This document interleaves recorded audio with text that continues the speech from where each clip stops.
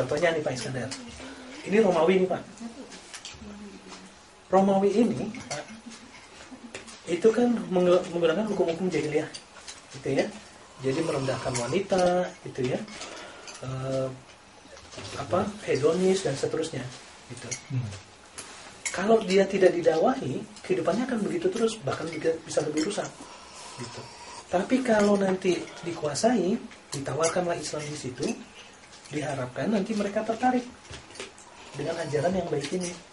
Tapi kalaupun tidak tertarik, tetap kita bisa melarang kemungkaran itu, gitu. Jadi misalnya dari sistem perang aja Pak. Sampai pada masa Abu Bakar, kebiasaan yang dilakukan oleh para penakluk itu, misalnya menguasai sebuah kampung, itu bumi hangus, gitu. Jadi hartanya diambil, gitu ya.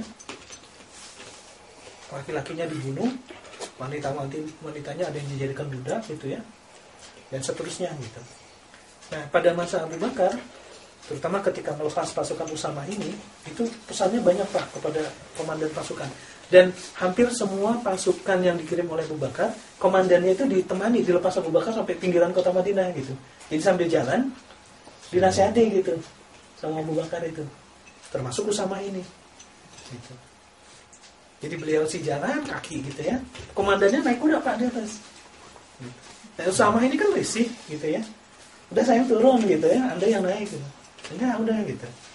Jadi biar kakinya tuh merasakan jihadnya juga gitu, ngantar pasukannya, minimal ngantar pasukan gitu ya. Dan pada masa Abu Bakar ini pula, nanti juga diikuti oleh khalifah-khalifah sesudahnya, adanya penasehat Pak, penasehat khalifah gitu. Jadi misalnya gini, ketika melepas pasukan Usamah, kalau waktu itu kan orang berlomba-lomba Pak jihad, gitu. Jadi nggak mau ada yang tinggal di kota, gitu. Saya ikut. Banyak sahabat senior juga nggak mau ketinggalan, saya tetap ikut mau jihad dan seterusnya, gitu ya.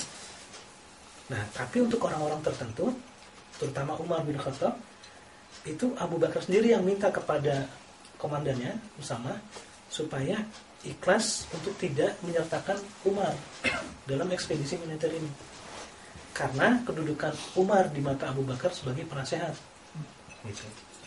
Juga nanti ketika Ali bin Abi Thalib gitu mau berangkat dan seterusnya, jangan ditahan. Jadi ada beberapa orang yang memang menjadi, kalau kita sekarang syura gitu Pak, gitu. Jadi kalau Pak Puji ini khalifahnya, ada beberapa orang, kalau bisa jangan pergi gitu, jangan keluar Madinah gitu.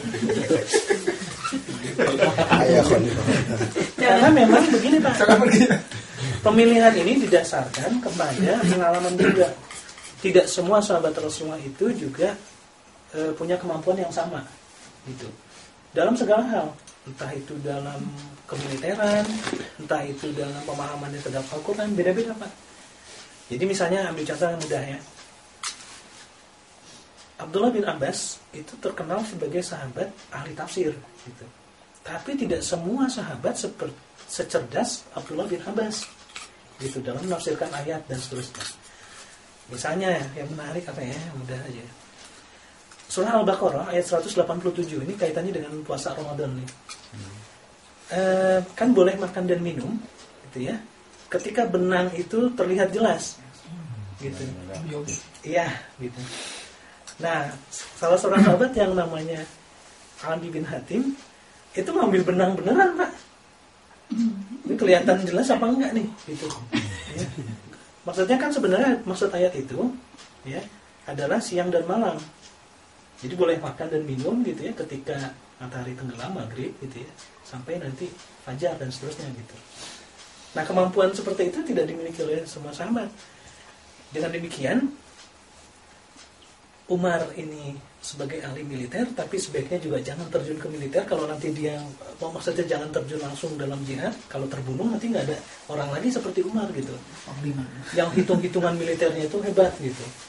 Khalid bin Walid juga ahli militer, tapi dia orang kombatan gitu, jadi ahli di lapangan. Militan.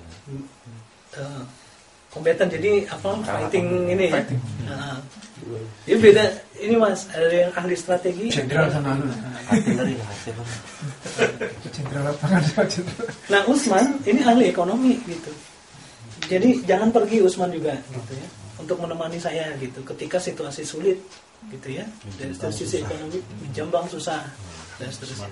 Dan memang dalam pertengahan pemerintahan Abu Bakar itu ada masa paceklik Pak. Madinah itu kekeringan gitu ya, terus bahan makanan sulit gitu. Nah, nggak lama datang tuh Pak rombongan kafilah dagang, yang dagangannya itu punya Utsman bin Affan gitu. Abu Bakar itu udah pusing gitu ya, gimana caranya agar tidak terjadi bencana kelaparan gitu. Nah, ketika kafilah dagang ini sampai, itu banyak spekulan-spekulan yang datang kepada Utsman. Udah saya beli sekian deh, udah saya beli sekian gitu ya. Enggak gitu ya, enggak dijual gitu ya. Nah, Utsman bin Affan itu datang kepada Abu Bakar gitu ya. Semua barang dagangan yang baru datang dari Syam itu saya sedekahkan gitu, untuk rakyat Madinah gitu. Wah, lega sekali Abu Bakar itu ya. Jadi kalau kita sekarang misalnya sedang hutang gitu ya, terus ada bantuan sedekah orang gitu, lega sekali pemimpin yang seperti itu. IMF.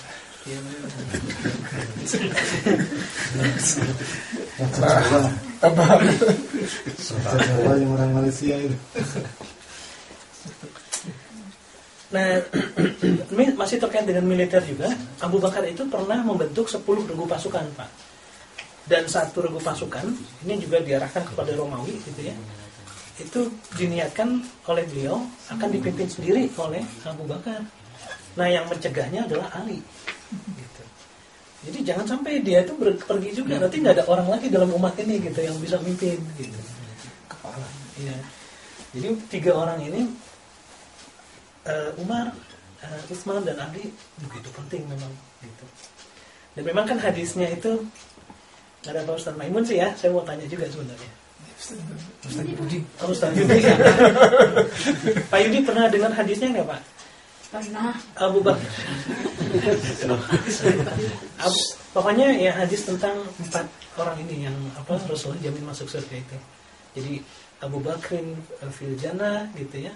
Terus Umar bin Khattab itu di surga dan seterusnya sampai Ali bin Abi Thalib itu.